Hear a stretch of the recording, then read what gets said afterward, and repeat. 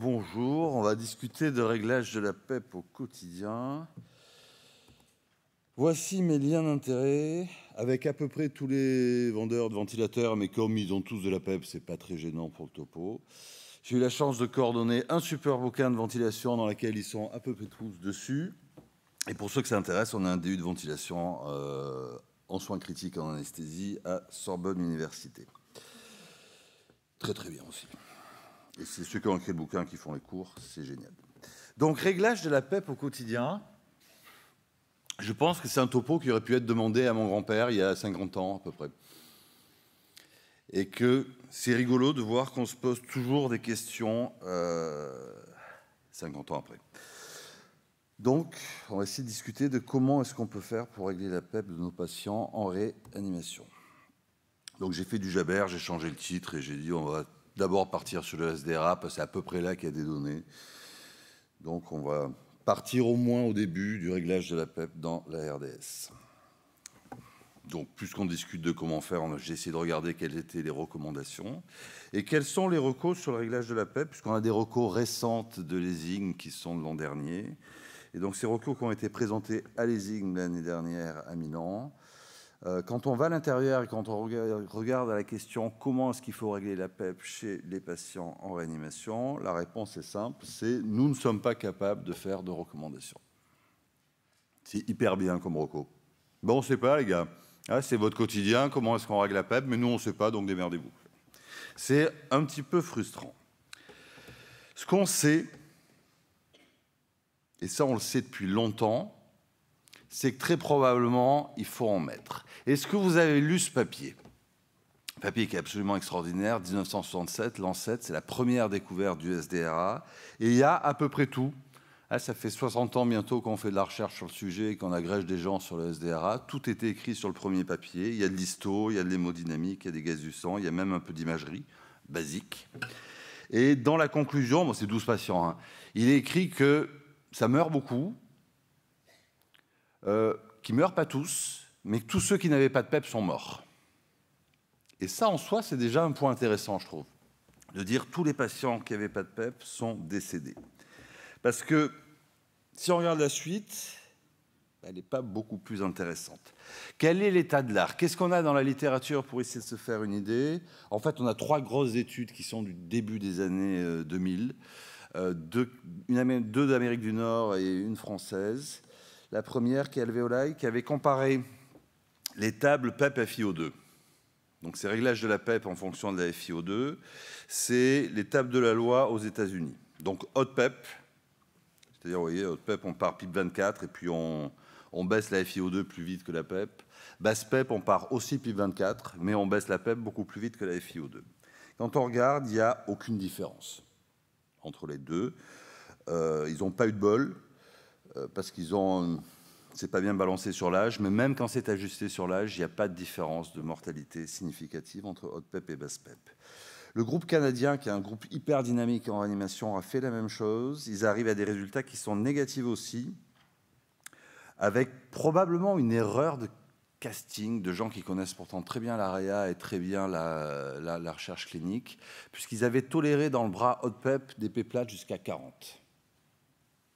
Peut-être ça fait un peu beaucoup, peut-être il y a 1 millier de papiers qui montrent que quand on laisse monter la P-plate entre 30 et 40, on tue. Je ne sais pas pourquoi ils ont adopté ce design-là. L'étude française, Alain Marca, fin des années 2000, probablement un peu plus intelligente, où là, l'algorithme, c'était de comparer basse PEP, PEP entre 5 et 9, distension minimale, à une stratégie de PEP plus élevée, mais adaptée à la mécanique ventilatoire des patients. C'est-à-dire on met 6 millilitres kilo, ça peut être discutable, et on monte la PEP jusqu'à ce que la P-plate arrive à 30. Ils ont donc randomisé un certain nombre de patients, et quand on regarde, c'est NS sur la mortalité, mais c'est quand même un peu mieux dans la stratégie haute PEP, et c'est moins de jours de vasopresseur, moins de complications, et moins de temps passé en réanimation quand il y a une PEP élevée, entre guillemets. La PEP express, adaptée sur la mécanique ventilatoire, mais ce n'est pas significatif. Si on reprend toutes ces données qu'on les poule et qu'on va du côté des méta-analyseurs, il y a des gens qui font de la recherche clinique, et puis il y a des gens qui utilisent la recherche clinique, des gens qui font de la recherche. C'est un peu plus cool à faire. Et donc, quand on regarde les méta-analyses, on a l'impression que si on secoue tout dans le sac, c'est un peu, ça va plutôt dans le sens de la haute PEP.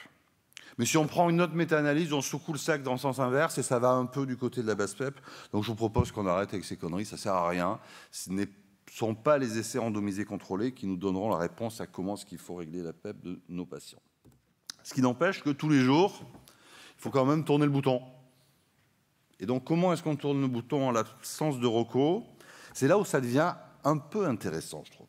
C'est que s'il n'y a pas de ROCO, s'il n'y a pas de RCT, c'est qu'il faut peut-être qu'on essaie d'avoir une approche physiologique. Et cet essai d'avoir une approche physiologique sur le réglage de la PEP, il n'est pas d'hier. Puisque depuis qu'on a décrit le SDRA, on essaie de réfléchir à comment est-ce qu'on règle la PEP. Et l'idée de trouver un compromis entre la mécanique ventilatoire, de l'oxygénation et de l'hémodynamique, ce qu'on pourrait dire est la stratégie hyper novatrice, c'était celle qu'avait utilisée Peter Suter en 1975 quand il décrivait son concept de best PEP. Et en gros, il montrait quoi? Que plus on montait la PEP, plus on montait la PO2, que plus on montait la PEP, plus on baissait le shunt, ce qui doit ressembler plus ou moins à du recrutement alvéolaire, mais que par contre, au bout d'un moment, on baissait la compliance, ça doit ressembler à l'hyperinflation, et on baissait le transport en oxygène. Il a fallu très très longtemps pour qu'on aille plus loin que ça, parce que ce papier est absolument génial, et pourtant il n'est vraiment pas d'hier. Dans la suite, si on fait un peu d'historique, qu'est-ce qui s'est passé? On arrive au début des années 80, et où c'est la mode de la meilleure PEP est probablement la PEP la plus basse. Et tous les essais des années 80 où ils ont essayé de monter la PEP, ils ont eu une surmortalité. Est-ce que vous avez une idée de pourquoi est-ce qu'ils ont eu une surmortalité? Parce que quand on regarde, c'est l'époque où on ventilait entre 12 et 15 millilitres par kilo. On ventilait sur les données des années 60, sur ce qu'il faudrait utiliser pour éviter d'avoir du collapsus. Et donc, quand on utilise 15 millilitres kilo de VT, probablement que dès qu'on monte la PEP, on a des pneumothorax, c'est donc cette idée-là. Puis, début des années 90, un petit peu de courbe pression-volume, un peu de mécanique ventilatoire, et donc on essaie de se dire, voilà, plus le poumon est altéré sur le plan de la compliance, c'est-à-dire qu'il faut beaucoup plus de pression pour avoir un volume courant, probablement que chez ces patients-là, c'est le concept de il faut mettre la PEP au-dessus du point d'infection inférieur, c'est-à-dire là où le poumon commence à s'ouvrir, etc. Pas mal de données, très physiologiques, pas très utilisées dans les essais et qui ne sont pas allées très loin. Peut-être on peut revenir à la vraie question qui est pourquoi est-ce qu'on met de la PEP? Pourquoi est-ce qu'on met de la PEP à nos patients? Et si on reprend le papier de Lachman, qui est un faux papier, qui est une sorte de hold-up scientifique, en 92, il nous dit de pourrir le poumon et le laisser ouvert. Le concept est bien, il est un peu abrupt quand même, et un peu limitatif. C'est que le poumon, en dehors des essais chez les rats où on prend des poumons ex vivo qu'on ventile, le poumon est coincé dans le thorax avec un truc au milieu qui pompe qui s'appelle le cœur. Donc il faut probablement du compromis, ce que Lachman n'avait pas vu du tout. Il faut du compromis entre l'hémodynamique et l'oxygénation. Et les années 80, 90, 2000 nous ont fait comprendre qu'il fallait du compromis entre le recrutement alvéolaire et la surdistension. Et ça, il a fallu un petit peu de temps pour qu'on le comprenne. Et donc, c'est important de savoir pourquoi est-ce qu'on met de la PEP à nos patients, probablement pour avoir un peu de recrutement alvéolaire. Qu'est-ce que c'est que le recrutement alvéolaire? Là, vous avez des courbes au scanner, la partie saine du poumon, la partie pathologique, une trentaine de malades. Quand on ne met pas de PEP, vous voyez que dans la partie saine, l'essentiel du poumon est à moins de 500 unités Hounsfield. C'est du poumon sain, c'est du poumon normalement aéré. Là où le poumon est pathologique en ZIP, l'essentiel est inférieur à 500 unités Hounsfield. Il y a une partie qui est autour de 0, c'est celle qui est totalement non aérée. Quand je mets de la PEP, je vais d'abord, parce que la nature est paresseuse, mettre du gaz ici. Je vais mettre du gaz dans du poumon sain. Ce n'est pas dangereux, ce n'est pas utile. Ça ne sert à rien. C'est du volume gazeux qui ne sert à rien du tout. Voir si je pousse du poumon en deçà de moins 900 unités Hounsfield, ça veut dire que je fais de la surdistension. Donc, qu'est-ce que le recrutement? Le recrutement, c'est juste le gaz que je vais mettre dans ces zones qui étaient pauvrement et non aérées. Donc, c'est juste cette partie-là. Vous voyez, quand je passe de 5 à 15, je mets énormément de gaz dans des zones saines, ça ne sert à rien, j'en mets un petit peu là-dedans. Donc, la PEP, c'est pour recruter, surtout éviter le dérecrutement chez nos patients. Donc, comment est-ce qu'on peut régler la PEP 50 ans ou 60 ans après les premiers essais, c'est une vraie question. C'est une vraie question et c'est une question quotidienne. Je ne sais pas dans vos services, mais on se pose souvent la question de quel niveau de PEP pour quel patient. Donc on peut utiliser les tables PEP-FiO2 qui, sur un plan physiologique, sont une sorte d'ineptie. C'est à peu près ce qu'il y a de plus con pour régler la PEP. Mais quand on regarde après 30 ans le résultat des études, ben c'est peut-être pas si mal. C'est-à-dire que si on veut faire vite, si on n'a pas envie de faire des choses compliquées, peut-être que c'est pas si mal. Et peut-être que c'est le bras basse PEP qu'il faut utiliser. C'est pas intéressant sur le plan physiologique, mais ça n'a pas l'air quand même très dangereux. On peut utiliser la stratégie express. C'est assez simple. Je choisis mon VT, je monte la PEP pour avoir 28-30 de P plate. Qui utilise ça au quotidien? On n'est pas beaucoup. Moi, j'aime bien, pourtant, je trouve ça assez simple. C'est pas très intelligent non plus, mais ça permet d'adapter le niveau de PEP à la mécanique ventilatoire du patient. Ce qui est peut-être important à comprendre, c'est que c'est difficile de répondre à la question quel PEP on va mettre quand on ne parle pas de volume courant. Et donc, le réglage, le co-réglage de la PEP et du VT est sûrement quelque chose de très important. Et quand on regarde ce qu'on fait dans le monde entier, ça c'est LungSafe, publié en 2016, que des patients d'insuffisance respiratoire aiguë dans plus de 50 pays, ben on se rend compte que du VT entre 6 et 8, c'est quand même peut-être pas la majorité.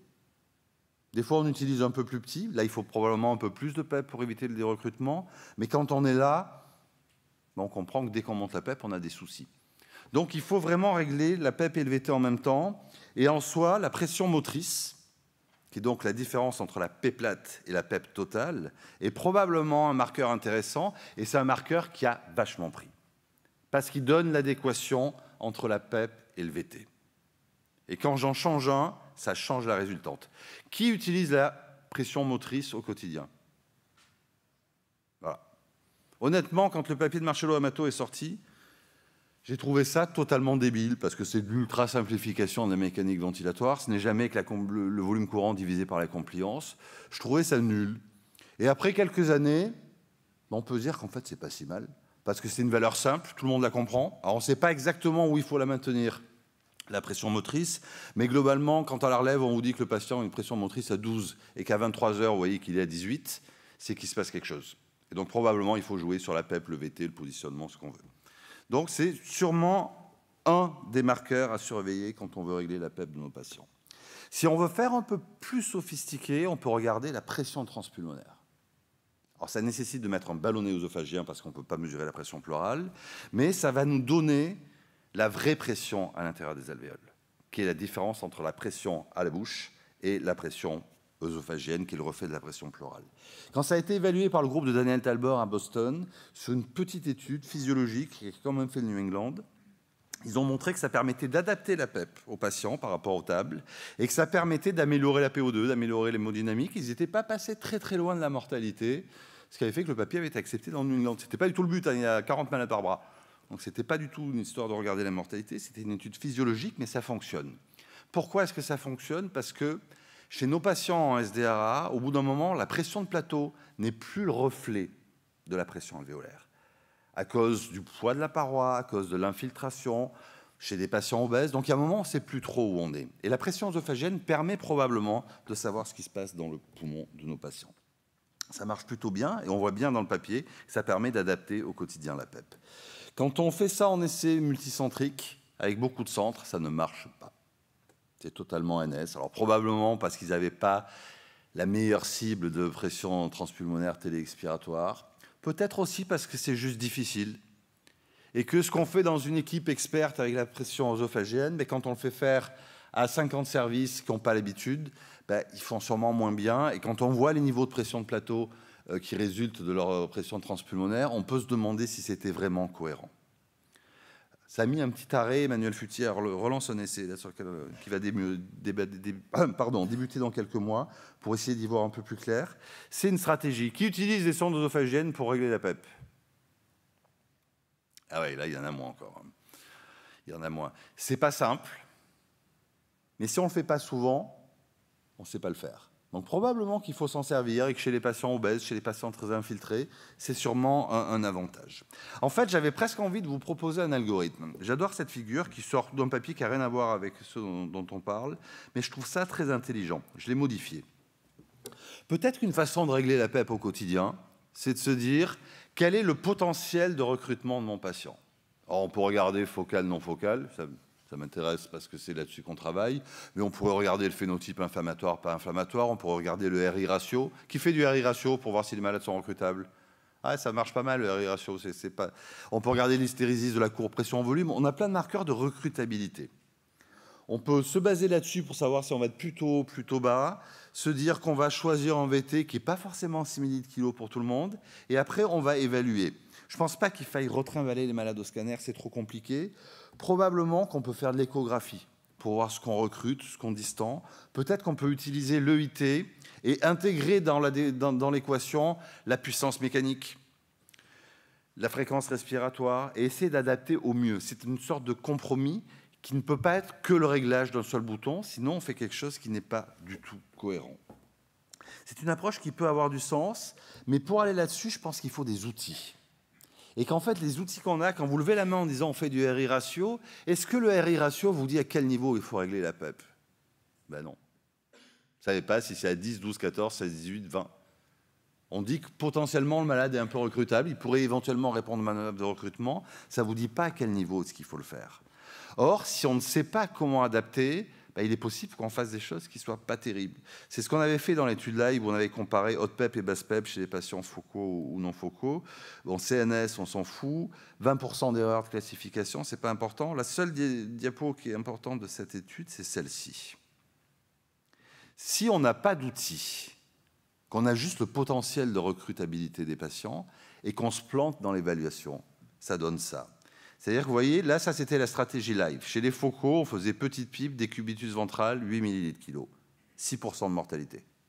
En réanimation, 6% de mortalité. On ne meurt plus du SDRA focal quand on est ventilé correctement. Les mêmes patients où les cliniciens se sont plantés en évaluant la morphologie pulmonaire. Donc chez ces patients focaux, ils ont fait haute PEP, manœuvre de recrutement, 6 ml/kg de VT, 84% de mortalité. Ce sont les mêmes patients avec les mêmes scores de gravité, c'est juste que le réglage du ventilateur n'est pas adapté. Et on a la même chose chez les diffus quand on se plante. C'est moins extrême comme sur mortalité, mais on a également un effet totalement délétère. Donc vous voyez, ce n'est pas si anodin. Et c'est pour ça que ces tables PEP FiO2 contre lesquelles je me suis battu pendant des années et des années, ben à la fin du jeu, on se dit, peut-être que quand on n'a pas les outils, peut-être que quand on ne peut pas le faire, ben ce n'est pas aussi bête que ça. Plutôt que de faire un truc qui est compliqué et qu'on n'arrive pas à maîtriser du début à la fin, peut-être que c'est une alternative. Il fallait qu'on parle des pièges aussi. Alors des pièges, il y en a plusieurs. Il y en a un qui est le piège de l'équipe, qui est la stratégie d'équipe.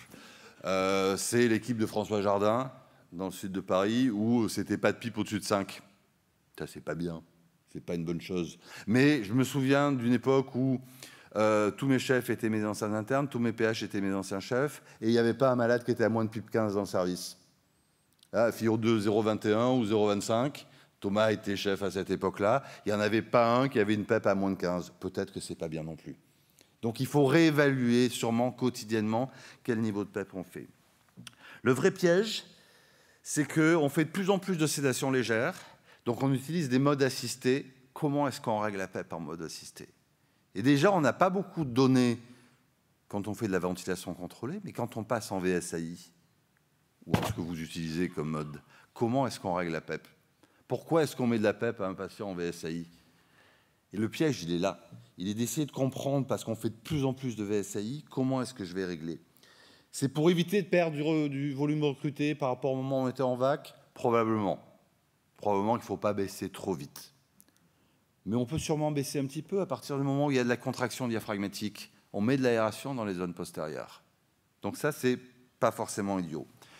Peut-être il faut se dire qu'on va utiliser de la PEP pour favoriser le déclenchement, pour limiter l'autopep. Et se dire, chez un patient qui a de l'autopep, il va falloir que je règle ma PEP en fonction de son niveau d'autopep.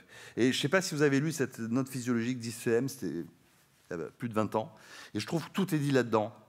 Vous voyez là, vous avez la pression gastrique, la pression œsophagienne, on a l'EMG diaphragmatique et on voit débit, pression. Et en fait, ce patient qui a de l'autopep, le diaphragme commence à se contracter ici, la PESO commence à diminuer, ça veut dire qu'il fait un effort.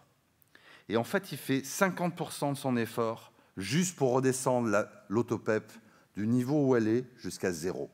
Et après, il lui reste le trigger à faire. S'il a 8 d'autopep, il met 8 cm d'eau, la moitié de son effort, pour venir à 0, et après, ça déclenche. Là, ça va être intéressant de régler le ventilateur, parce que sinon, c'est les patients où ils vont mieux, et on se dit, j'arrive pas à le passer en aide. On a tout vérifié, et en aide, il ne tient pas, il se fatigue. Maintenant, c'est juste qu'on n'a pas vérifié qu'il y a un peu d'hyperinflation dynamique, et qu'il faut que j'adapte mon niveau de PEP.